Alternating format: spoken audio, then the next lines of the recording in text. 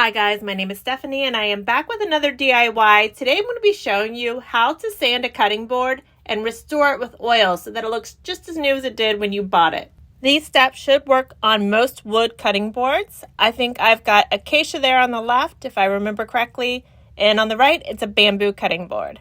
I'm going to be working through 4 levels or 4 different grits of sandpaper. It's 80, 120, 180, and 220. You want to stick to a similar to that with the grits as possible so that you're not going too low in grit and scratching the wood board even more or spacing it out so much that it's kind of hard for you to move from one step to the next. And of course, don't forget to wear a mask because you do not want that sawdust in your lungs. You start with the lowest grit first, so in my case that's the 80 grit sandpaper. I'm using my orbital sander to do this work. The 80 grit sandpaper is going to be the workhorse for getting rid of the knife marks that you have in your cutting boards. So you want to use that until you've got all of those knife marks gone. Stick with the 80. Don't move on to the next level until the knife marks are gone.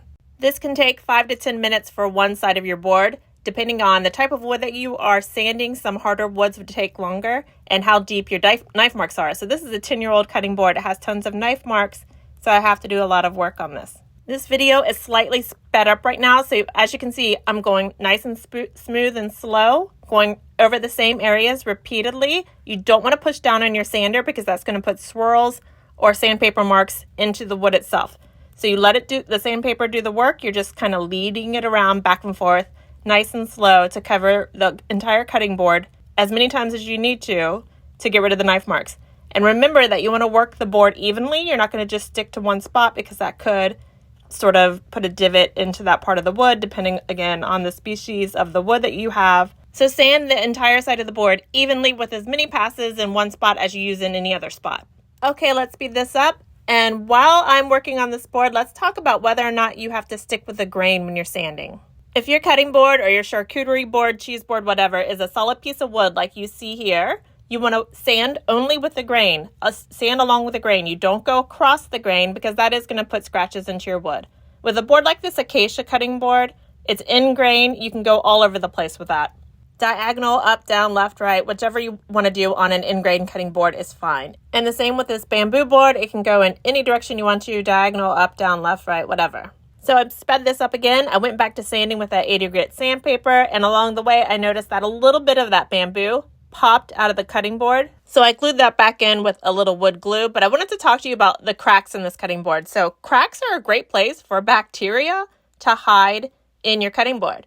Even washing it can't really get all of the bacteria out of the cracks once it's set in, and even cutting simple things like bread and vegetables could leave residue in the cracks that will lead to bacterial growth.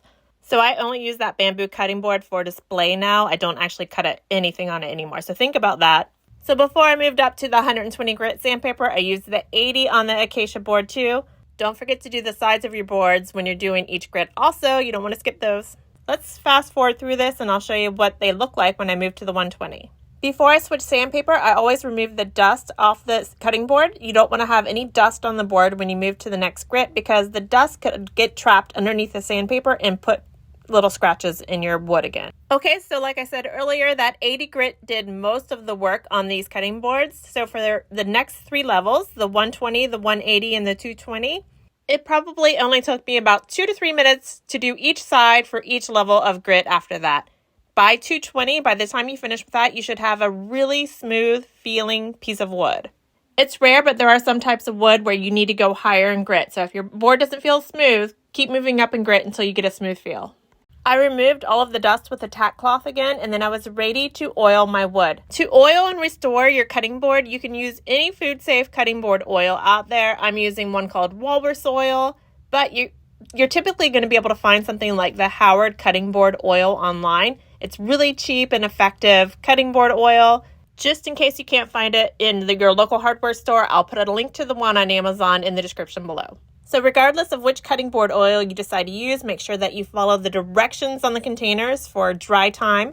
Go ahead and do a second coat of the oil after it's dried completely the first time if you need to, if you think it's going to give you a richer, smoother, shinier look to your cutting board. That's it for how to sand your cutting board. I hope this helped you out, guys. And if you have any questions, feel free to put them in the comments below because I do try to answer them whenever I get a chance. All right, good luck with your project, guys. Bye.